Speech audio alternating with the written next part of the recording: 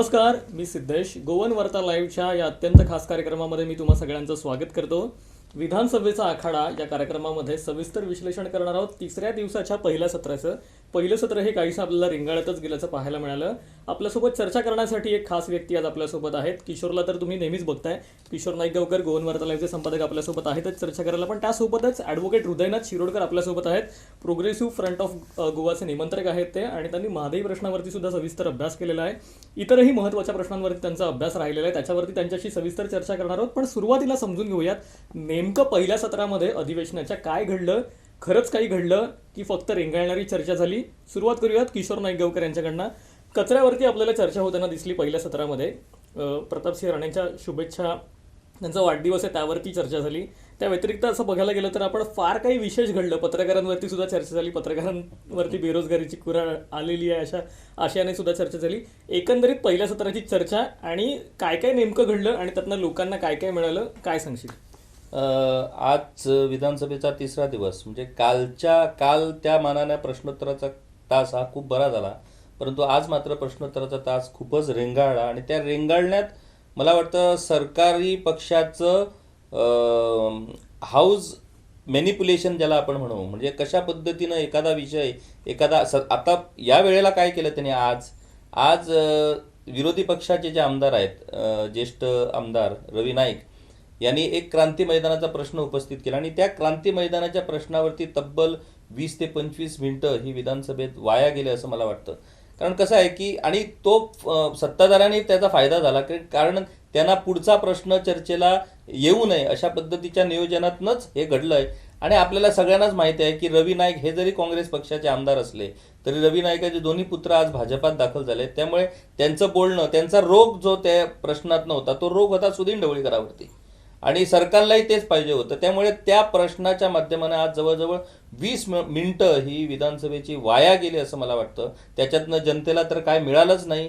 कसं आहे की ह्या प्रश्नावरती किती वेळ वाया घालवावा हे ठरवावं लागणार. परंतु आज सकाळी प्रश्नोत्तराच्या तासाला जी सुरुवात झाली त्याच्यातनं महत्त्वाचं म्हटल्यानंतर ते NOC, म्हणजे कसं असतं की सरकारी प्रकल्पासाठी, फॉर एक्झाम्पल समजा PWD एखादा रस्त्याचं बांधकाम करत आहे, तर त्या रस्त्यासाठी खाजगी जमिनीतनं तो रस्ता जातो. तर नियम असा आहे की त्या खाजगी जमिनीच्या संदर्भात खाजगी जमीन मालकांची परवानगी घेणं गरजेचं आहे. यापूर्वी असं व्हायचं की जमीन मालकाच्या परवानगीशिवाय रस्त्यांची बांधकामं, गटारांची बांधकामं, कुठल्याही सरकारी प्रकल्पाची कामं केली जात होती. परंतु त्या अनुषंगाने जेव्हा जमीन मालकाने आव्हान केलं त्याच्यानंतर असं दिसण्यात आलं की जे कंत्राटदार कामं करतात ती त्यांना विश्वासात घेत नाही. म्हणून व्हिजिलन्स डिपार्टमेंटनं एक ऑर्डर काढली होती. त्या ऑर्डरीप्रमाणे कुठलंही खाजगी जमिनीतून जे काम होतं त्यासाठी NOC घेणं गरजेचं आहे. नुसती NOC नव्हे तर म्युटेशन सुद्धा करायला पाहिजे. म्हणजे खाजगी जमीन मालकाच्या ठिकाणी तिथेच ती जमीन सरकारी आहे असं म्युटेशन व्हायला पाहिजे, आणि तेव्हाच ती कामं करायला मिळणार. परंतु आज सार्वजनिक बांधकाम खात्याचे माजी मंत्री, म्हणजे ज्यांनी सर्वाधिक काळ सार्वजनिक बांधकाम मंत्री म्हणून काम केले, सुदीन ढवळीकर, तसेच आमदार रोहन खवटे यांनी प्रश्न उपस्थित केला की या आदेशामुळे मोठ्या प्रमाणात कामात अडथळा निर्माण होतोय. NOC न मिळाल्याने ती कामं पुढे जात नाहीत. त्यामुळे जी पूर्वीची पद्धत होती तीच लागू करावी. परंतु मुख्यमंत्र्यांनी स्पष्ट केलं की ती लागू होऊ शकत नाही, कारण जमीन मालकाच्या परवानगीशिवाय ती कामं केली जाऊ शकत नाही. परंतु त्यांनी आता NOC ही पाहिजे, म्युटेशनची जी प्रक्रिया आहे ती कालांतराने करता येईल, परंतु NOC घेणं गरजेचं आहे. त्याच्यावरती खूप चांगली आणि महत्त्वाची चर्चा झाली. त्याच्यानंतर साहजिकच रवी नाईक यांनी तो क्रांती मैदानाचा विषय उपस्थित केला. ते कामही पूर्ण झालं, मला वाटतं पैसेही सगळे त्या कंत्राटदाराला मिळाले. परंतु त्यांना तो नुसतं एक सुदीन ढवळीकरांवरती कुरघोडी करण्यासाठी त्यांना तो प्रश्न उपस्थित करायचा होता, तो त्यांनी उपस्थित केला, आणि त्यांनी मस्तपैकी त्या प्रश्नावरती 20 मिनिटं विधानसभेच्या प्रश्नोत्तराची घेतली आणि एक टाइमपास केला असं म्हणावं लागेल. सोनसोडा हा तर नेहमीच, आता मी गेली अनेक वर्ष बघतोय, मला वाटतं हृदयनाथ सुद्धा त्याच्यावरती त्यालाही तर मान्य असेल की सोनसोडा हा दरवेळेला दर विधानसभेतल्या चर्चेचा विषय ठरतो, परंतु त्याच्यात पुढे काय होताना आपल्याला दिसत नाही. आजही तशा पद्धतीची चर्चा झाली. मुख्यमंत्र्यांनी स्पष्ट त्या ठिकाणी आश्वासन दिलंय की जो संसोडाचा विषय आहे तो सोडवला जाणार आहे, आणि सगळ्या आमदारांना विश्वासात घेऊन तो सोडवला जाणार आहे. ही एक चांगली गोष्ट आजच्या ठिकाणी घडली आज विधानसभेत. रोहन खवटे यांनी शून्य प्रहराला IT आणि स्टार्टअप पॉलिसी ते जेव्हा IT मिनिस्टर होते तेव्हा त्यावेळेला त्यांनी IT आणि स्टार्टअप पॉलिसी अधिसूचित केली होती. त्या पॉलिसीचं पुढे काहीच झालं नाही असं त्यांनी शून्य प्रहराला उपस्थित केला. त्याच्यावरती मंत्र्यांनी आश्वासन दिलं की त्याला एक्सटेन्शन देण्यात आलं आहे आणि त्या पद्धतीनं त्या दोन्ही योजनाला चालना देण्यात येणार आहे. सुदीन ढवळीकरांनी आणखी एक महत्त्वाचा प्रश्न शून्य प्रहराला उपस्थित केला, तो रेती व्यवसायाचा. आपण गोवन वार्ता लाईव्हने तर रेती व्यवसायाच्या त्या विषयाबाबत वेबसाईटवरती स्टोरी केली आणि आम्ही आमच्या बुलेटिनमध्ये तो विषय घेतला आहे की रेती व्यवसाय, बांधकामासाठी रेती हा गरजेचा आणि अत्यावश्यक घटक आहे. सगळीकडे बांधकामं सुरू आहेत, आपण म्हणतो की राज्यात रेती व्यवसाय सुरू नाही, मग ती रेती येते कुठून?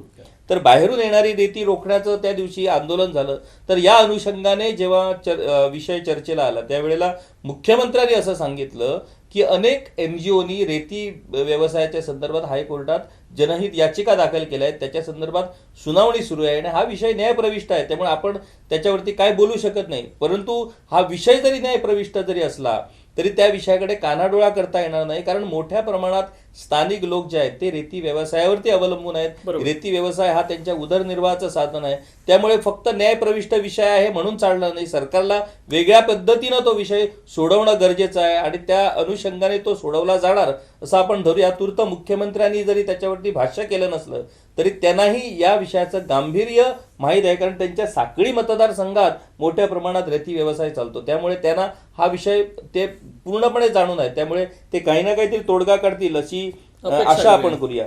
महत्वाची आणखी एक गोष्ट म्हणजे पांडुरंग मडकईकर आमदार जे आहेत कुंभारजुवेचे, जे सध्या आजारी आहेत, परंतु आज ते आजारी असूनही त्यांच्या प्रकृतीत सुधारणा होताना आपल्याला दिसते, ती चांगली गोष्ट आहे. आज त्यांनी एक महत्वाचा विषय शून्य प्रहराला उपस्थित केला, तो खाजण बांधाचा. हा खूपच आणि खरोखरच खूपच महत्वाचा विषय आहे. म्हणजे त्या विषयावरती अनेक आमदार उठून उभे राहिले आणि त्यांनीही नमूद केलं की हा खूप महत्त्वाचा विषय आहे आणि त्याच्यावरती अनेक आमदारांनी कॉलिंग अटेन्शन, मला वाटतं सुदीन ढवळीकरांनी कॉलिंग अटेन्शन त्याच्यावरती दाखल केलंय, रोहन खवटेनेही त्याच्यावरती उपस्थित केलाय. त्यामुळे हे सगळे विषय एकत्र घेऊन, खाजण जमिनीच्या संदर्भातला विषय एकत्र घेऊन त्याच्यावरती उद्या पुन्हा चर्चा होणार आहे आणि सरकार आपली भूमिका त्याच्यावरती स्पष्ट करणार आहे की गोव्यात मोठ्या प्रमाणात खाजण जमिनी आहेत आणि दुर्दैवाने झालंय असं की या खाजण जमिनीत खारं पाणी सोडलं जातं आणि तिथं मत्स्यपालन केलं जातं. म्हणजे शेती करण्यापेक्षा त्या मत्स्य उत्पादनातून मोठ्या प्रमाणात त्या कमिट्यांना पैसा मिळतो. त्यामुळे जाणीवपूर्वक खारं पाणी शेतात सोडून तिथे मत्स्य उत्पादन करण्याचे प्रकार खूप मोठ्या प्रमाणात घडतात.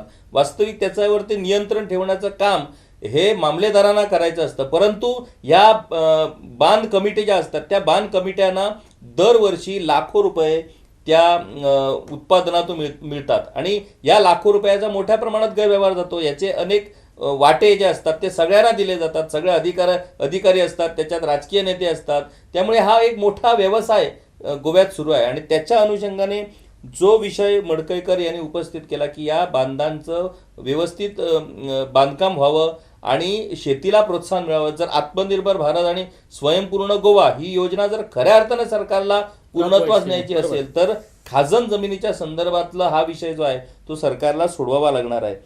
तिसरी गोष्ट आहे ती आमदार विजय सरदेसाई यांनी पत्रकारांच्या संदर्भात जो महत्त्वाचा विषय उपस्थित केला की या पॅन्डेमिकच्या काळात मोठ्या प्रमाणात पत्रकारावरती बेकारी उडवली, अनेक पत्रकारांचे पगार कमी करण्यात आलेत.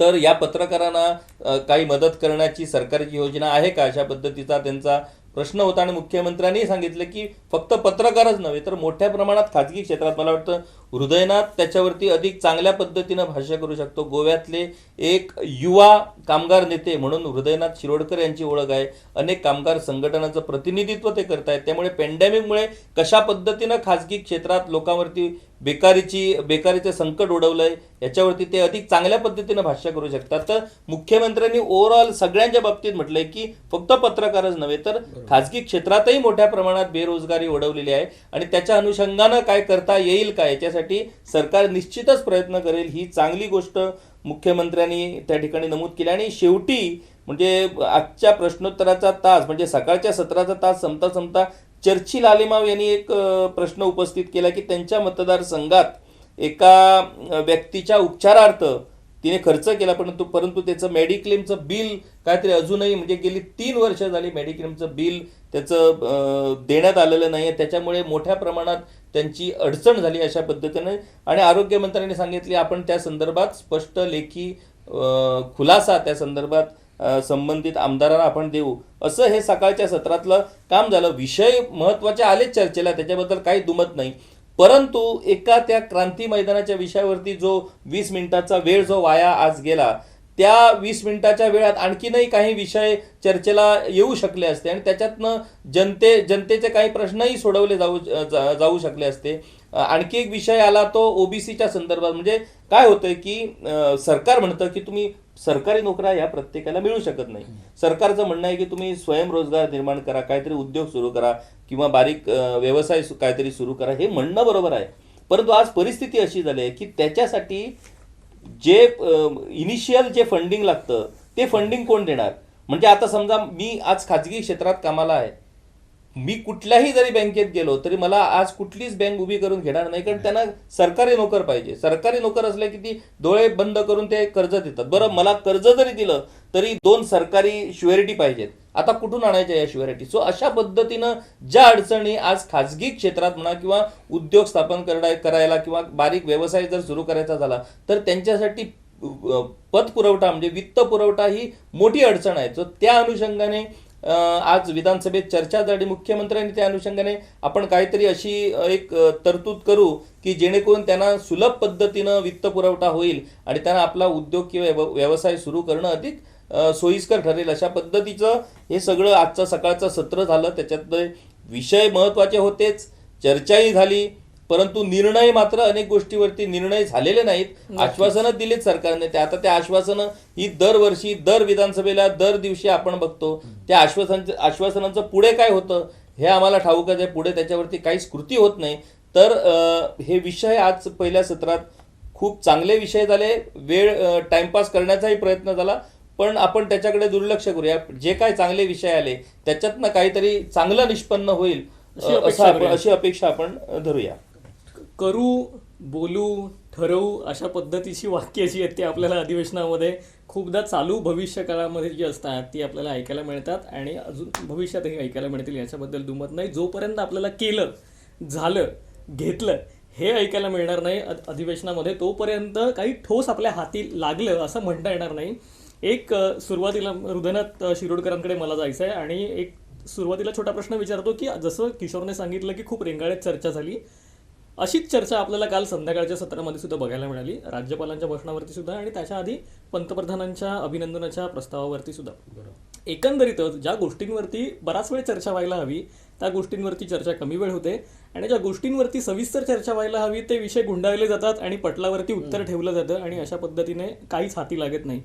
हे एकंदरीत जे चित्र आहे या चित्रावरती तुमचं नेमकं आकलन काय? तुम्हाला ह्या सगळ्याबद्दल काय वाटतं एकूणच गोव्याच्या राजकारणातलं? कालचा दुपारचा कोकणी उलटा काल दुपारचे सेशन जे झाले त्याच्या बरोबरच 3 दिसाचे सेशन म्हणटा. पहिले दीस राज्यपालाचे भाषण आणि त्याच्यानंतरचे सेशन सगळी जी झाली पळय, it was a complete timepass. कारण राज्यपाल इफीक भाषण करूंक शकता, फेअरर फेरेस्ट म्हणू शकता, हे सगळे राज्यपाल थंय उलोवंक शकता, पण असेंब्लीन येऊन सरकाराची बाजू मांडपाक राज्यपाल अपयश ठरता. राज्यपालाचें काम असता की थंय येवप आनी बाबा फाटल्या 1 वर्सान सरकारान कितें केलें आनी फुडलें वर्सभर सरकार कितें करतलें हो डेटा जो आसा तो राज्यपालान मांडचो आसता. तो डेटा राज्यपालान मांडल्या शिवाय म्हाका आनी तुमच्या सारक्या लोकांक कळूंक शकना. थंय जेन्ना तो टेबल करता ते आमदारांक टेबल जाता. राज्यपालाची रिस्पॉन्सिबिलिटी आसता की आमकां सांगप की सरकारान कितें केलां आनी सरकार ह्यान फुडें कितें करतलें. तें करपाक पयलीं म्हटल्यार राज्यपाल फेल जालो काय राज्यपालाक फेल केलो ह्या सरकारान, हो म्हजो आरोप आसा. पयलीं म्हटल्यार आकलन जर करपाचें जालें जाल्यार हें कंप्लीट फेलियर आशिल्लें. 3 दिसाचें सेशन जें आसा पळय कंप्लीट फेलियर कित्याक म्हणटा तर पयलो दीस असो गेलो, थंय मागीर घोशणाबाजी जाल्यो, कोल नाका म्हटलें गेलें. हे ज्वलंत विशय जे आसा ते ज्वलंत विशयाचेर राज्यपालान भाश्य करूंक जाय आशिल्लें. म्हादई सारको विशय आसा, मोल्या सारको विशय आसा, अनएम्प्लॉयमेंट जे कोविडाक लागून जाल्ले तो विशय आसा, हाजेर राज्यपालान उलोवंक जाय आशिल्लें. ते राज्यपाल उलोवपाक खंय ना खंय कमी पडले, कारण ते उलोवच ना. जें कितें बरोवन दिल्लें आशिल्लें इंग्लिशीन जें वाचपाचें आशिल्लें तें तरी वाचूंक जाय आशिल्लें तेंय वाचूना. तेंच्यांनी हेल्थ रिजन घेतलें आनी ते भायर सरले. आतां हो पयलो दीस असो जेन्ना गेला तेन्ना दुसरो दीस जो आसा पळय तोय तसोच वचपाचो आशिल्लो. आणि आम्ही पळयलो की कॉंग्रॅच्युलेटरी मोशन जे सुभाष शिरोडकरान प्रेझेंट केलें, रेझोल्युशन मांडलें, पंतप्रधानांक कॉंग्रॅच्युलेट करपा, डेफिनेटली कॉंग्रॅच्युलेट करया, तेतून कांयच दुमत ना. But it is the duty of prime minister न्ही, कोण इलेक्ट करून येता तेजी ती ड्युटी आसता, सरकाराची ड्युटी आसा. पॅन्डेमीक आसतलें आनी कितें महामारी आसतली, महामारीन लोकांक साल्वार करपाचें काम सरकाराचें. ताका लागून जर तुमी अख्खो सेशन घेता फक्त तें उलोवपाक, जाल्यार हितूंतल्यान एक लक्षांत येता की ह्या सरकाराक, गोंयच्या सरकाराक गोंयचे विशय उलोवपाचे ना. म्हणून हे टंग मंग जो कारभार जो केलो 2 दिसान तो एक कारण तें आशिल्लें. मजा अशी दिसली की माविन गुदीन जेन्ना सपोर्ट करपाक उठलो, माविन गुदिनान कितें केलें सपोर्ट म्हणून, प्रायम मिनिस्टराक सपोर्ट करप किंवा सेकंड करप तें resolution for congratulating prime minister for covid vaccine, तो कॉंग्रॅच्युलेट करता प्रमोद सावंताक, तो कॉंग्रॅच्युलेट करता विश्वजीत राण्याक. इट इज देअर ड्युटी, तांकां कॉंग्रॅच्युलेट करपाची गरज ना. ओके फायन, एका वाक्यान कॉंग्रॅच्युलेट करून मोकळें करूंक जाता आशिल्लें. आनी जे अनएम्प्लॉयमेंटाचो इश्यू आसा गोंयकारांचो, कारण कोविडाक लागून आतां तो विशय येयलो, आज सेशनानूय विशय येयलो, कोविडाक लागून पत्रकारांचेर जी बडी बसली किंवा तलवार आयली त्याच्या उदरनिर्वाहाचेर, ताजो विजय सरदेसायान प्रश्न काडलो. तुमकां याद करून दिता, जेन्ना आमी गव्हर्नर आमचे सत्यपाल मलीक आशिल्ले तेन्ना आमी तांकां वचून मेळिल्ले, तांकां जवळ जवळ 30 पानी आमी एक निवेदन दिल्लें. त्या निवेदनान हो एक विशय आशिल्लो की गोंयचे पत्रकार जे आसा तांचेर जी बडी आयल्या पळय तांचेर तुमी कितें ना कितें करचें म्हणून. त्याच बरोबर आमी तो विशय मांडलेलो की अनएम्प्लॉयमेंट, आमी नांवां घेवन सांगिल्ले, ट्युलिप कंपनी सारकी जी कंपनी आसा तेंच्यांनी आपल्या ऑफिसरांचे 60% वेतन जे आसा तें कमी केल्लें आसा. तीच कंपनी, त्याच कंपनीक हे जे किट आसता पळय कोविड टेस्टाचे, ते किट करपाचे तांकांच कॉन्ट्रॅक्ट मेळिल्ले आशिल्ले. इतल्या मोठ्या प्रमाणात प्रोडक्शन चालू आशिल्लें, इतल्या मोठ्या प्रमाणात कोविडाचो पयसो त्या कंपनीक गेला, पण त्या कंपनीन वर्करांचो वेतन कमी केलें. सो अशा प्रकारचे धोरण जे आसा कंपनीन धरलें पळय, थंय खंय ना खंय सरकारान तांकां सांगूंक जाय आशिल्लें की तुमकां जर कॉन्ट्रॅक्ट दिता जाल्यार कंप्लीट पेमेंट करा, बरोबर. हें सांगूंक जाय आशिल्लें. सो सरकाराची जबाबदारी जी आसा पळय सरकारान पूर्णपणे पाळूंक जाय. आज जे मुख्यमंत्र्यान सांगला की ज्यांचे अनएम्प्लॉयमेंट आसा, ज्यांचो पगार कमी केला, तांचेर आपण विचार करतलो म्हणून. विचार हेचेर काय करपाचें, तुजें धोरण निश्चित आसचें पडटा. अनएम्प्लॉयमेंटाचेर किंवा एम्प्लॉयमेंटाचेर धोरण ह्या सरकाराचें कितें आसा, लेबर पॉलिसी ह्या सरकाराची आसा काय कितें, इंडस्ट्रियल पॉलिसी ह्या सरकाराची आसा काय कितें, प्रॉपर एज्युकेशन पॉलिसी ह्या सरकाराची आसा काय कितें, ह्या सरकाराकडे कसलीच पॉलिसी ना बेसिकली. आतां रेती वेवसायाचो जेन्ना विशय आयलो, खरोखर हांगा कन्स्ट्रक्शनाचे कॉस्ट वाडटा. ही रेती वेवसायाचेर एनजीओज, मायनिंगाचो विशय आसूं किंवा रेती वेवसाय आसूं, सरकार कितें करता तर एनजीओचेर टिका करता की एनजीओ हायकोर्टान गेले म्हणून हे सगळे वाट लागले म्हणून. पण एनजीओ हायकोर्टान कित्याक गेल्या, बिकॉज देर आर सर्टन इलिगलिटीज न्ही. साखळीन इलिगलिटीज जी जाता ती मुख्यमंत्र्याक दिश्टी पडना. कोटमी गांवा फाटल्यान ज्या प्रकारांचे बोट हांगच्यान लागता ती त्या तडेक लागता आनी एक पूल तयार जाता बोटींचो, हो आमच्या मुख्यमंत्र्याक घरा फाटल्यातल्यान दिश्टी पडना काय. हाजेर आमचो मुख्यमंत्री आतां पर्यंत कितेंच कित्याक करूना. दीज आर द इलिगलिटीज, जे इलिगलिटीच्या अगेन्स्ट एनजीओज खंय ना खंय केल्या. आतां हायकोर्टान सांगला की हेजेर तुमी नियंत्रण आहा, सरकारा कडेन पॉलिसी आसा नियंत्रणान हाडपाची, सरकारा कडेन कांयच पॉलिसी ना हे रेती वेवसाय नियंत्रणान हाडपाची. आमी सांगता न्ही, तुम्ही हातान घ्या, सरकार कॉर्पोरेशन करा, हातान घ्या, रेती तुम्ही काढात, रेती जे काडटाले पळय तांकांच तुम्ही विकपाक लायात. सो जो कितें रेट आसा तो रेटूय सारको उरतलो. म्हणजे कुठेतरी असं म्हणायचं का आपण की आज जी काही या सगळ्या रेतीबाबत आणि कामगारांच्या नोकऱ्यांबाबत किंवा बेरोजगारीबाबत जी काही चर्चा झाली ही सगळी वरवरची आणि उथळ होती. डेफिनेटली वरवरचीच आहे सगळं. कारण पळय एक लक्षात घ्या, मुख्यमंत्र्याचे उतर जे असता पळय ते असेंब्लीन it should be a proper answer. तो आश्वासन दिता आपूण हें करतलो. तेणें कॅनबिसा बद्दल सांगलें पळय, आपूण करचो ना म्हटलें, बरोवन दिलां. तेणें ऑन टेबल दवरला आपूण करचो ना म्हणून. तेणें डायरेक्शन्स काडल्या काय कितें, जे तुमी कॅबिनेटान डिस्कस केले ते कॅबिनेटांतले आपूण भायर मारता म्हटलें, तेणें ना म्हणून.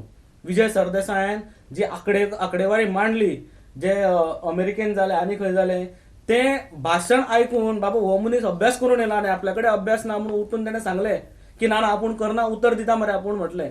सो आतां पर्यंत ह्या सरकारान जर कितें केलां आसत जाल्यार समोरचो मनीस जर वेवस्थीत कितें मांडटा आसत जाल्यार ते खोडून काडपाचेच प्रयत्न केला आनी ताका लागून कितें ना कितें उत्तर दिल्लें आसा.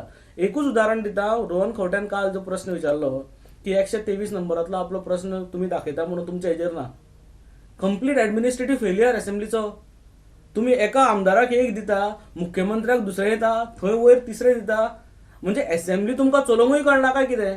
म्हणजे माविन गुदिनोचो ड्युटी न्ही ती. माविन गुदिनोचे पोर्टफोलियोच्या अंडर येता असेंब्ली. माविन गुदिनोन करूंक जाय आशिल्लें, पूण माविन गुदिनोन आन्सर करपाक उठच्या पयलीं थंय निलेश काब्राल उठता आनी आन्सर दिता. आयचे बीन तुमी पळयलां आसतलें जेन्ना हेजो खाजन लँडाचो विशय मांडलो. खाजन लँडाचो विशय जो आसा आनी बांद जो आसा, बांद कोणा कडेन येता? बांद हो विशय जो आसा तो रेव्हेन्यू मिनिस्टराचो विशय न्ही. थंय फिलिप नेरी रॉड्रिगीस उठून आन्सर करपाची गरज नाशिल्ली. WRDच्या अंडर येना तो बांद. सो असो जो घोळ जो आसा पळय हे कंप्लीट सरकारान आनी असेंब्लीन करून दवरला. लोकांचे ज्वलंत विशय अनएम्प्लॉयमेंट हो आजचो विशय आसा. मोले आयचो विशय आसा. म्हादई कोल. आणि शेवटी हांव म्हादयचेर येता कारण म्हादयचो आज प्रश्न येवपाचो आशिल्लो. अजून पर्यंत प्रश्न येवना. बरोबर. फाटल्या असेंब्लीक सुद्धा म्हादयचो प्रश्न येवपाचो आशिल्लो. त्याच्या आदल्या दिसाक रोहन खंवट्याक तुमी अरेस्ट केलो आनी दुसऱ्या दिसा बोवाळ घातलो.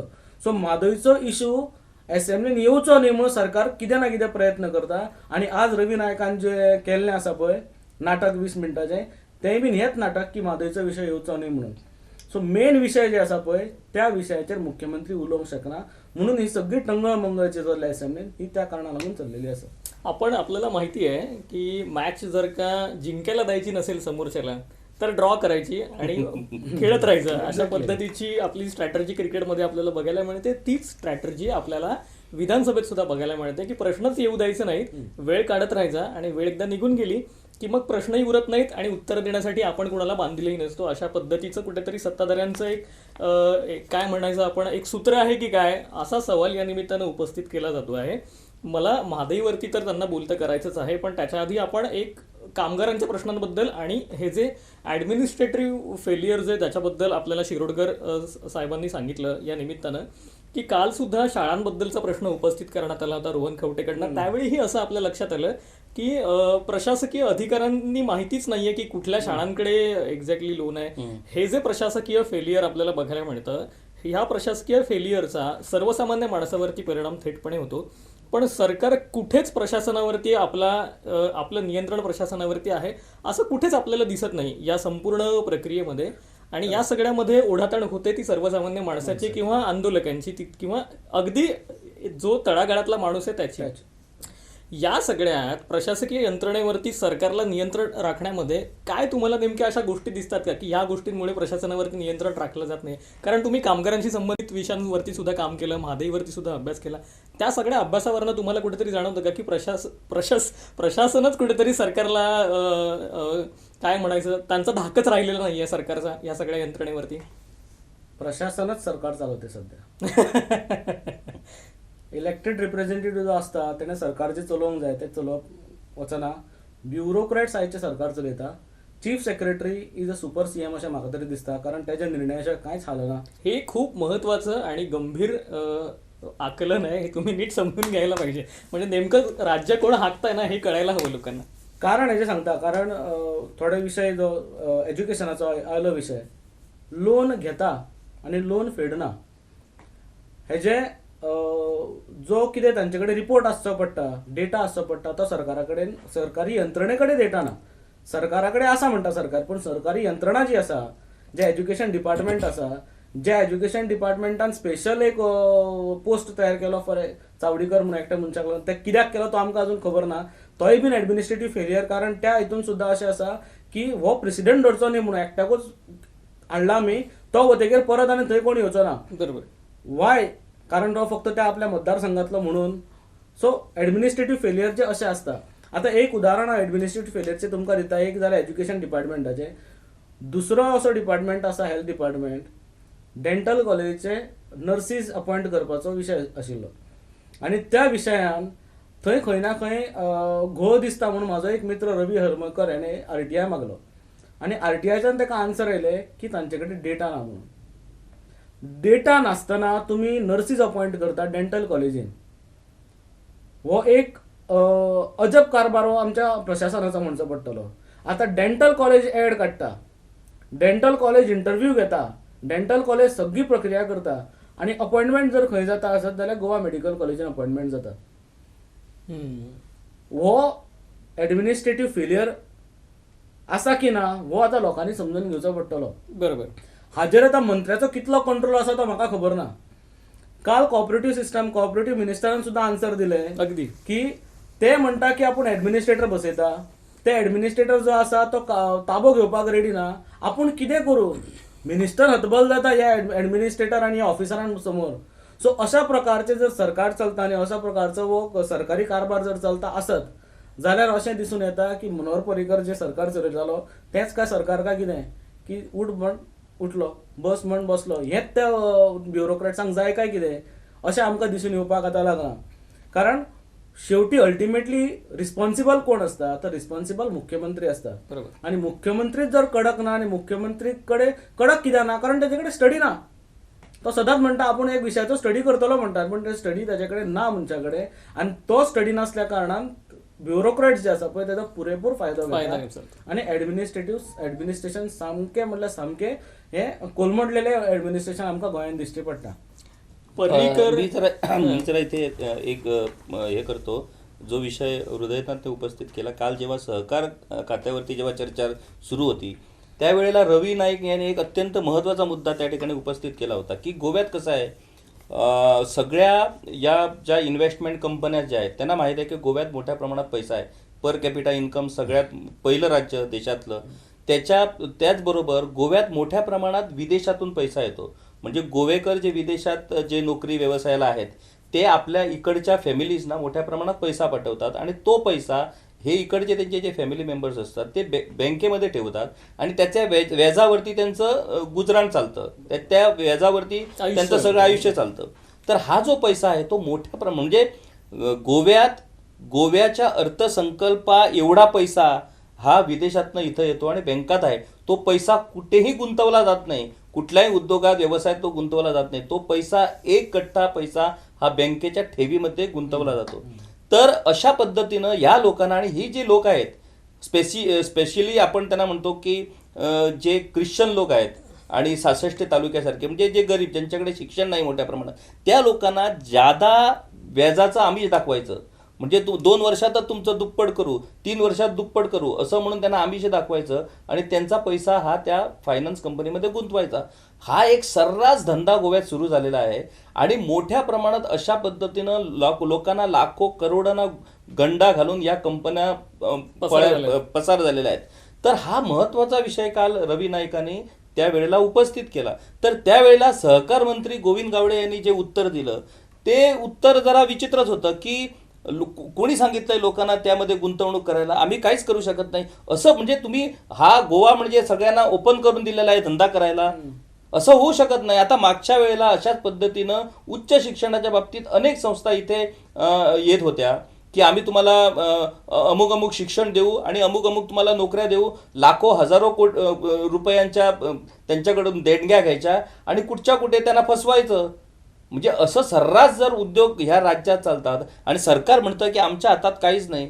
आता काल आणखी एक गोष्ट त्यांनी उपस्थित केली म्हणजे ती जी सोसायटी कुठली सोसायटी ती विजनरी सोसायटीच्या संदर्भात गोविंद गावडे यांनी असं उत्तर दिलं की रजिस्ट्रारनं एक नोटिफिकेशन जारी केलं होतं लोकांना की विजनरी सोसायटीची ही अशी परिस्थिती आहे त्यामुळे तुम्ही त्याच्यात पैसा गुंतवू नका. आता मला सांगा की तुमची नोटिफिकेशन्स तुमची लोकांना जे आव्हानं तुम्ही करतात त्या आव्हानाच्या संदर्भात वर्तमानपत्रावरती कुठेतरी एक एवढी जाहिरात येते, बाकी कुठल्याही पद्धतीची जागृती तुम्ही करत नाहीत.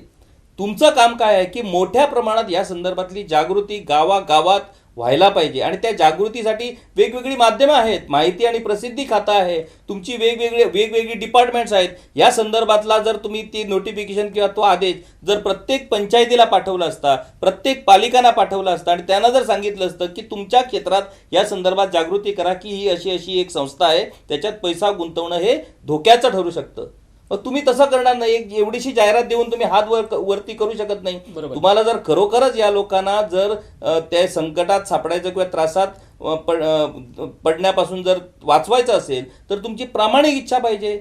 या ज्या प्रायव्हेट कंपन्या इथे येतात, लोकांना फसवी आमिष दाखवतात, लोकांचा पैसा घेऊन पसार होतात, त्यांना रोखण्याचा जर तुमच्याकडे जर योजना नसेल, म्हणजे तुम्ही उघडपणे लोकांना फसवण्यासाठी रान मोकळं करताय, हे असं असू शकत नाही. सहकार बँकांचं महत्व काय आहे, म्हणजे जसं आता हृदयनाथ सांगितलं की मला जर आज सरकारी नोकरी नसेल तर माझ्यासाठी कुठल्याही नॅशनलाइज बँक मला कर्ज देणार नाही, कुठलीही नॅशनलाइज बँक मला दारात सुद्धा उभी करणार नाही. तर अशा लोकांना कोण मदत करतं? अशा लोकांना सहकारी बँका मदत करतात. सहकारी बँका त्यांना मदतीचा हात देतात. आज सहकारी बँकामुळेच सर्वसामान्य घटक आज आपला व्यवसाय किंवा खाजगी क्षेत्रात नोकरी, आज खाजगी क्षेत्रात नोकरी करणाऱ्या माणसाला 10 ते 15 हजार रुपये पगार मिळतो. त्याचं जर लग्न असेल किंवा त्याला आणखी समजा आरोग्याच्या कारणासाठी त्याला मदत हवी असेल तर त्याला कर्ज कोण देतो? त्याला कर्ज हा या सहकारी बँका देतात, या सहकारी संस्था देतात. त्यामुळे सर्वसामान्याच्या जीवनात सहकारी संस्थांचं महत्व मोठं आहे. आज त्या सहकारी बँकांची परिस्थिती हलाखीची झाली आहे. त्याला कारणं वेगवेगळी असू शकतात, परंतु निबंधक जे आहेत रजिस्ट्रार, त्या रजिस्ट्रारकडे त्या सहकारी संस्थेच्या कारभारावरती लक्ष ठेवणं, देखरेख ठेवणं, त्यांचं नियमन करणं याचे अधिकार त्यांच्याकडे असतात. मग ते अधिकारी का नाही, ऑडिट आज का नाही होत? आज कालचाच जर विषय आपण घेतला, म्हणजे ऑडिटच्या संदर्भात जर विषय घेतला तर हॉर्टिकल्चर डिपार्टमेंट, आज एकमेव हॉर्टिकल्चर डिपार्टमेंट जे आहे ते फायद्यात आहे. बाकीची सगळी डिपार्टमेंट कॉर्पोरेशन जे आहेत ती नुकसानीत चालतात. हॉर्टिकल्चर डिपार्टमेंट सरकारचं आहे ते फायद्यात चालतं. परंतु त्या हॉर्टिकल्चर डिपार्टमेंटचा ऑडिट रिपोर्ट काल 15-16 काय 14-15चा ऑडिट रिपोर्ट काल पास झालाय. आपण आहोत 2021 मध्ये, म्हणजे मागच्या 5 वर्षाचा ऑडिट रिपोर्टही त्या कॉर्पोरेशनचा झाला नाही. म्हणजे असा कारभार कसा काय चालू शकतो? याचाच अर्थ ऍडमिनिस्ट्रेटिव्ह फेलियर जे त्यांनी सांगितलं की अधिकारी करतात काय? मग जर 5 वर्षाचा जर ऑडिट रिपोर्ट तयार नसेल, मग सरकारनं काय कारवाई केली, का नाही तयार होऊ शकत? आणखी एक महत्वाची गोष्ट, ज्या गोष्टीबाबत मला वाटतं हृदयनाथही सहमत होईल, की काय असतं की सरकार आपण निवडून देतो ते लोकप्रतिनिधी, बरोबर, त्या लोकप्रतिनिधींना ऍडमिनिस्ट्रेटिव्ह ब्युरोक्रेसीची मदत घेऊन आपल्या योजना किंवा कामं करावी लागतात. सरकारी खात्यात मोठ्या प्रमाणात राजकीय खोगीर भरती केली जाते. तिथे पात्रता, गुणवत्तेला किंचितही महत्व असत नाही. ही राजकीय खोगीर भरती केल्यानंतर तुम्ही जेव्हा लोकप्रतिनिधी किंवा मंत्री म्हणून काम करणार तेव्हा तुम्हाला त्या गुणवत्ताच जर नसेल तर मग परफॉर्मन्स कसं असेल? परफॉर्मन्स होऊ शकत नाही. आज अनेक आता फॉर एक्झाम्पल अनेक खात्यात वेगवेगळे कामगार आहेत. तुम्ही जर त्या प्रत्येक कामगाराच्या कामाचं जर ऑडिट करायला गेलात तर तुमच्या लक्षात येईल की त्या माणसाला कामच माहित नाही आपण काय करायचं ते. आज ड्राफ्टिंग म्हणजे साधं एक पत्र जर ड्राफ्ट करायचं झालं तर त्या पत्रात अनेक हजार मिस्टेक्स असतात. म्हणजे तुम्ही जर आता ह्या विधानसभेच्या प्रश्नोत्तराच्या जर ती प्रश्न आणि उत्तरच जर तुम्ही तपासली तर त्याच्यात कितीतरी स्पेलिंग मिस्टेक, कितीतरी ड्राफ्टिंगच्या मिस्टेक असणार. तर ही जर अवस्था, तुम्ही जेव्हा पात्र गुणवत्तेच्या आधारावरतीच जर नोकर भरती तुमची होणार नसेल, मग तुम्ही त्यांच्याकडनं कशी अपेक्षा ठेवता? तर ही सगळ्या ज्या गोष्टी आहेत ते एकामेकावरती अवलंबून आहे. त्यामुळे ऍडमिनिस्ट्रेशन फेलियर म्हणजे काय की खरी पात्र आणि गुणवत्ता असलेली माणसं जर त्या सरकारी नोकरीत किंवा त्या पदावरती येऊ शकत नाहीत, फक्त तुम्ही राजकीय वशिलेबाजीतनंच जर भरती करणार असाल तर मग कसं होईल? आता त्यांनी उपस्थित केलाय तो डेंटल कॉलेजच्या नर्सिंगचा विषय खूपच महत्वाचा विषय आहे. आज परिस्थिती अशी आहे की लक्ष्मीकांत पार्सेकर हे ज्या वेळेला आरोग्यमंत्री होते त्यावेळेला त्यांनी एक काय डिसिजन घेतला की नर्सिंग इन्स्टिट्यूटमध्ये त्यावेळेला 50 जागा होत्या, त्यांनी त्या 100 केल्या, कारण मोठ्या प्रमाणात नर्सिसची गरज आहे. आणि त्यांनी काय केलं की नर्सिंग इन्स्टिट्यूटमध्ये अभ्यासक्रम पूर्ण झाल्यानंतर त्या नर्सिस बेकार राहता कामा नये, कारण त्या नुकत्याच शिकून तयार झालेल्या असतात. सो त्यांचं जे शिक्षण आहे ते उपयोगात येणं, प्रॅक्टिकल येणं गरजेचं आहे.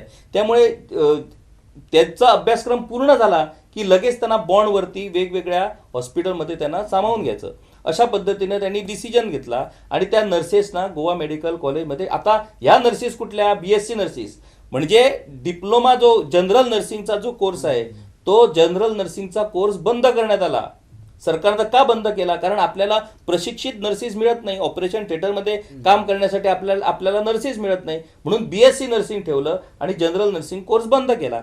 आज BSc नर्सेस ज्या पार्सेकरांच्या वेळेला घेण्यात आल्या होत्या त्या BSc नर्सेस जवळजवळ 8 ते 10 वर्ष झाली गोवा मेडिकल कॉलेजमध्ये कॉन्ट्रॅक्ट बेसिस काम करतायत. आणि हेच मंत्री आणि हेच आमदार आपल्या मतदारसंघातल्या अशा मुलांना कुठेतरी बेळगाव किंवा आणखी कुठेतरी पाठवतात, त्यांना नर्सिंगचा कोर्स करतात आणि मग इथे आल्यानंतर आपलं राजकीय वजन वापरून त्यांना नोकऱ्या देतात. म्हणजे आज परिस्थिती अशी झाली आहे की गोव्यात BSc नर्सिंग कोर्स करून ज्या नर्सिसनं पदवी प्राप्त केली आहे त्या कॉन्ट्रॅक्ट बेसिसवरती काम करतायत आणि याच राजकीय नेत्यांनी कुठेतरी बेळगाव आणि इतरत्र जनरल नर्सिंग करा. आता जनरल नर्सिंग आणि BSc फरक काय असतो तर BSc नर्सिंगसाठी नीट परीक्षा द्यावी लागते. त्या नीट परीक्षेत पात्र झाला तरच तुम्हाला तो कोर्स करता येतो. जनरल नर्सिंग ज्या आता बाहेर ज्या केल्या जातात तो कुठलाही, त्याला आर्ट्स चालतं, कॉमर्स चालतं, व्होकेशनल चालतं, पैसा दिला की तिथे ऍडमिशन मिळतं. तर त्यांना आज कायम परमनंट जॉब मिळतोय आणि आपल्या BSc नर्सिसना मात्र त्यांच्यात खाली, म्हणजे तू इमॅजिन कर की मी समजा BSc नर्सिंग केलेला माणूस आहे आणि मी गोवा मेडिकल कॉलेजमध्ये प्रायव्हेट कॉन्ट्रॅक्टवरती काम करतोय आणि तू जनरल नर्सिंगमध्ये काम शिकून आलाय. तू नुकतं म्हणजे गेल्याच महिन्यात तुला सर्टिफिकेट मिळाले, तू पास झालाय आणि आज तुला परमनंट नोकरी, तू 60,000 रुपये पगार घेतो आणि मी मात्र 30,000वरती कॉन्ट्रॅक्ट. काय फिलिंग असणार? अशा पद्धतीनं जर तुम्ही लोकांना वागवत असाल, अशा पद्धतीनं जर तुम्ही लोकांच्या शिक्षणाची जर मस्करी करत असाल तर ती लोक कशासाठी परफॉर्मन्स करणार? का म्हणून परफॉर्मन्स करणार? हा उघड अन्याय आहे. आणि अशा पद्धतीनं जर ऍडमिनिस्ट्रेशन तुमचं चालत असेल तर त्याला मग काय म्हणणार? बरोबर. प्रशासकीय यंत्रणेवरती आपण सविस्तर चर्चा केली, हे तर महत्त्वाचं आहे. सरकारी नोकरी प्रत्येकाला हवी आहे, पण सरकारी काम प्रत्येकाला करण्याची इच्छा आहे का, हा खरा प्रश्न या निमित्तानं उपस्थित होतो. चर्चा करूयात महागाईवरती. महागाईचा विषय चर्चेला येईल थोड्याच वेळात. माझ्याकडचा वेळसुद्धा फार कमी शिल्लक राहिला आणि त्याच्यावरती खरं तर सविस्तर चर्चा आपल्याला करावी लागणारच आहे. महागाईसारखा विषय गेल्या कर्नाटक आणि गोवा राज्य दोन्हीकडचं सरकार एक, दोन्हीकडच्या सत्ताधारी पक्षाचे प्रभारी त्याच राज्यातनं येतात. अशा सगळ्या परिस्थितीवरती सुद्धा महागाईचा प्रश्न जो आहे तो क्लिष्ट आणि गुंतागुंतीचाच आपल्याला झाल्याचं बघायला मिळतं. त्यावरती वरवर आपल्याला बघायला मिळतं की विधानं केली जातात की काय पाणी चोरून दिलं जाणार नाही, महागाई आपलीच राहणार, महागाई आपली आई आहे वगैरे वगैरे, सगळ्या अशा पद्धतीच्या चर्चा होतात. पण या चर्चा आणि दुसरीकडे असणारं वास्तव यातला फरक नेमका काय हे तुम्ही आम्हाला समजावून सांगा. महागाई हा विषय जो आहे आता भरपूर जुना विषय आहे आणि त्यातही एकच मिनिटं मी तुम्हाला थांबवतो. आणि या सगळ्यामध्ये एक म्हणजे महत्त्वाची गोष्ट की विधानं जी होती या सगळ्यामध्ये, पर्रीकरांची विधानं, त्याच्यानंतर डॉक्टर प्रमोद सावंत यांची विधानं कॉन्ट्राडिक्टरी विधानं होती आणि त्यावरनं बरीच चर्चाही झाली होती. आणि त्या सगळ्या पार्श्वभूमीवरती या सगळ्या गोष्टीला महत्त्व येतं, कारण भाजपचंच सरकार, दोन्हीकडेही भाजपचं सरकार, कर्नाटकातही आणि गोव्यातही, आणि त्यानंतर महागाईचा अजूनही न सुटलेला प्रश्न. यामुळे या सगळ्यावरती कुठेतरी शंकास्पदरित्या पाहणं, सरकारकडे लोकांनी पाहणं, हे फार कुठेतरी गंभीर गोष्ट आपल्याला बघायला मिळते. सॉरी, मी तुम्हाला डिस्टर्ब केलं, तुम्ही तुमचा विषय पूर्ण घेऊन जा. मला पर्रीकरांना याच्यामध्ये इन्व्हॉल्व करणं फार महत्त्वाचं वाटत होतं. हां, ह्याच्यात खूप जणांना इन्व्हॉल्व करता येतं. म्हणजे 2002 मध्ये केंद्रान कोकणी नेता 2002 केंद्रान अटल बिहारी वाजपेयीचे सरकार, त्या टायमार ट्रिब्युनल नाशिल्लें. त्या टायमार डिस्प्यूट जर स्टार्ट जाला जाल्यार तो कर्नाटकान स्टार्ट केलो. आणि तो जालो कसो तर मिनिस्ट्री ऑफ वॉटर रिसोर्स हांच्यांनी युनिलॅटरल डिसिजन घेतले की 60 TMC उदक जे आसा म्हादयचें ते मलप्रभेक वळोवपाक आसा. त्या टायमार गोंयचे सरकार जे आसा तेंच्यांनी कडक भुमिका घेतलेली खरें म्हटल्यार. आणि त्या कडक भुमिकेन तेंच्यांनी सांगिल्लें की आमी वळोवपाक दिवपा ना. There were various discussions, various deliberations with the central government.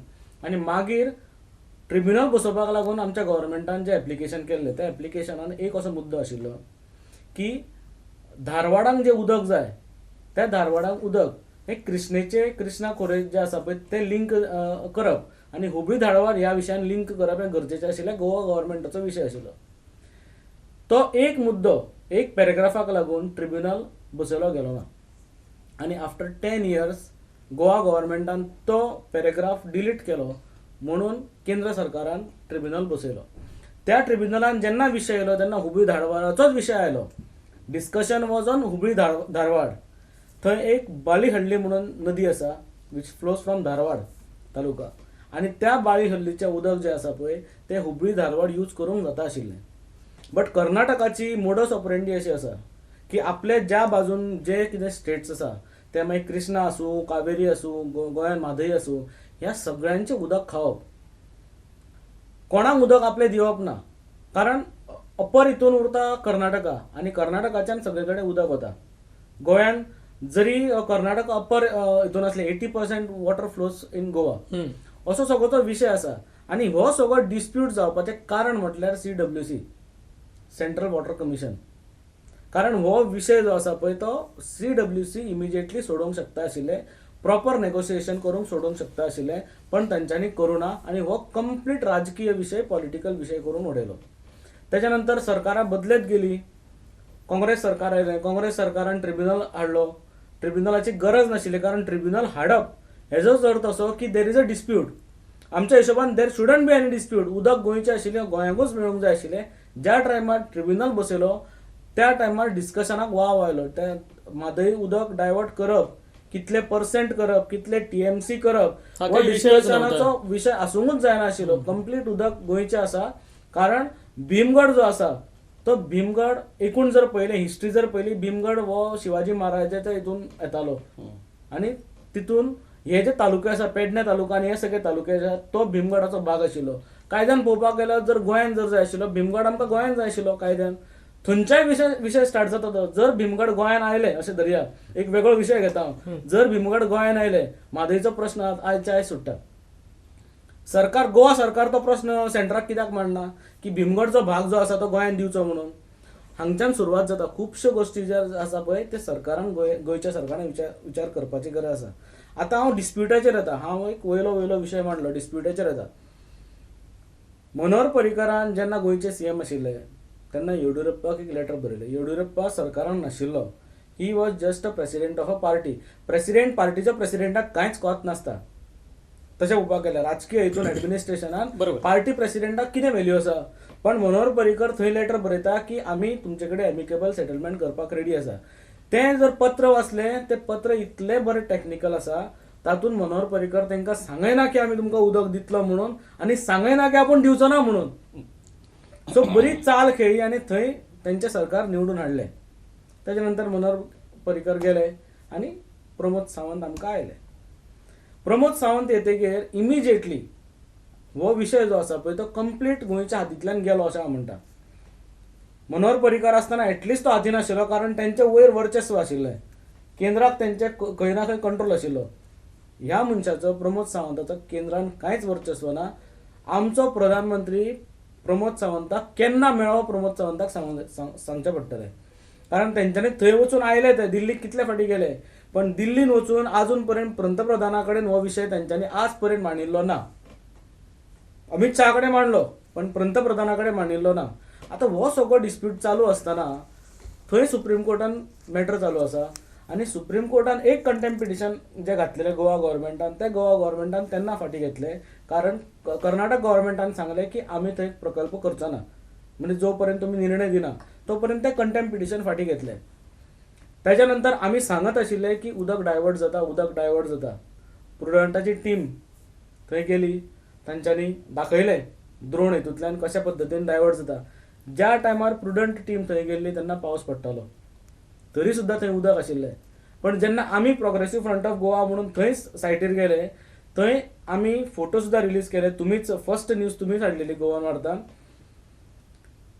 थंय अशें दिसून येलें की गोंयान जें उदक येता पळय, it has stopped coming to Goa. Completely stop. म्हणजे आतां एक थेंब, कळसाचो एक थेंब गोंयान येना. बंडुरा वेगळो नालो जालो, पण कळसाचो एक थेंब गोंयान येना. कारण कर्नाटकान थंय अशा प्रकारे माती घालून दवरल्या, फातर घालून दवरल्या की उदक जें अशें येता तें डायरेक्ट अशें वता. दुसऱ्या वटेन तेंच्यांनी इतलें खणलां, कारण तो जो नालो आसा तो वयल्यान तसो थंय डायरेक्ट कळसा हाका तेंच्या प्रकल्पान वचूंक जाय म्हणून, तो कॅनल बांदला पळय थंय वचूंक जाय म्हणून. सो अशा प्रकारचे इतलें काम करता आसतना आमचें सरकार करतालें कितें? कंटेम्प्ट पिटिशन फाटीं घेतलें तुमी, जी गरज नाशिल्ली. तेच्या नंतर कंटेम्प्ट पिटिशन आतां तुमी घातला, तेजी अजून पर्यंत डेट तुमी सांगना. आयज जेन्ना आमचो गव्हर्नर सांगता की उदक वळयल्लें ना म्हणून, गव्हर्नर ऑन वॉट बेजीस सांगता वळयल्लें ना म्हणून? आमी काल ऐकलें हेंचे कडल्यान, विजय सरदेसायाच्या तोंडांतल्यान, की फिलीप नेरी रॉड्रिगीजान उत्तर दिलां की उदक डायवर्ट जाला म्हणून, there is a contempt petition म्हणून. सो गव्हर्नराचे वर्जन ऑफ म्हादई वेगळें आसा, सरकाराचे वर्जन ऑफ म्हादई वेगळें आसा अशें आसूंक जायना. हांगा सुद्दां खंय ना खंय एडमिनिस्ट्रेटिव्ह फेलियर आसा अशें आमकां दिश्टी पडटा. आनी हो विशय जो आसा पळय तो हो विशय तडीक लाय पर्यंत आमी हो विशय सोडचे ना. प्रोग्रेसिव्ह फ्रंट ऑफ गोवा आमी एव्हरी पॉलिटिकल पार्टीक बरोबर घेतलो आनी आंदोलन केलें. पण तें आंदोलन खंय ना खंय राजकीय म्हणून आमच्या बरोबर लोक येवपाक फाटीं फुडें जाता. हो विशय राजकीय न्ही. लोकांनी समजून घेवंक जाय गोंयच्या लोकांनी की हो विशय जो आसा तो आमच्या पोटाचो, आमच्या लायफलायनाचो विशय आसा. आनी हो राजकीय विशय म्हणून जर तुमी फाटीं रावले जाल्यार गोंयकारांचें उदक वतलें. आज फक्त एक तुमकां उदाहरण दिता. आयज जे गांजा उदक जें आसा तें गांजेचें उदक पायपलायन करून हांगा हाडपाचो प्रयत्न तेंच्यांनी करप ओपो हाडटा ते पायपलायनाचें काम सुरू आसा. म्हाजो असो सरकाराक प्रस्न आसा की गांजेचें उदक तुमकां ओपा कित्याक हाडचें पडलें पायपलायनांतल्यान. काय काळी नदी जे दुधसागर व्हरपाचें आशिल्लें ते वयर ऑलरेडी प्रकल्प सुरू जालो आनी आमकां तुमी सांगलो ना काय कितें असो संशय म्हाका पडूंक लागला. दुधसागराचें उदक कमी जाला आनी दुधसागर फोडपाचो प्रयत्न जो आसा पळय तो प्रयत्नूय फुडें जावपाचो आसा. हो हांव सरळ सरळ केंद्र सरकाराचेर आरोप करता. आणखी एक महत्त्वाचा विषय म्हणजे आता हृदयनाथने आपण कालच तिवारीचा विषय चर्चेला घेतला होता. तिवारीची काय अवस्था झालेली आहे आपल्याला ठाऊकच आहे. आणि तिवारीचा विषयानंतर जर म्हादईच्या विषयावरती जर आमचं जर अशा पद्धतीनं जर दुर्लक्ष झालं तर गोव्यासमोर भविष्यात भीषण पाण्याचं संकट उद्भवणार आहे. समुद्राचंच पाणी प्यावं लागेल मग. समुद्रातच पाणी प्यावं लागणार ना आहे. तशेंच आसा, तशीच परिस्थिती आसा. कारण तुमकां एक सांगता, एक चार्ट जेन्ना कर्नाटक गव्हर्मेंटाचो प्लॅन जो आशिल्लो पळय तो कळसा बंदराचें उदक जें आसा पळय तें वळप मलप्रभेत. बरोबर. दुसरें आशिल्लें महाराष्ट्राचो. महाराष्ट्र मिनिमल सारको. महाराष्ट्राचो विशय आमी उलोवयात नाका कारण ते व्हडले ऑब्जेक्टीव करना. दुसरो आशिल्लो दुधसागर आसा, खांडेपार रिवर म्हणटात तेका. खांडेपार रिवर जी आसा ती काळी नदीक डायवर्ट करपाचो तेंचो प्लॅन आशिल्लो आनी अजुनूय तो प्लॅन आसा. अजून जरी तेंच्यांनी एबियन्सान दवरला. गोंयकारांनी फक्त इतलो विचार करूंक जाय, एक वटेन म्हादई गेली कंप्लीट नॉर्थ गेले, दुसऱ्या वटेन ओपा गेले कंप्लीट सावथ वता. सो आमकां गोंयकारांक उदक मागीर खंयचें.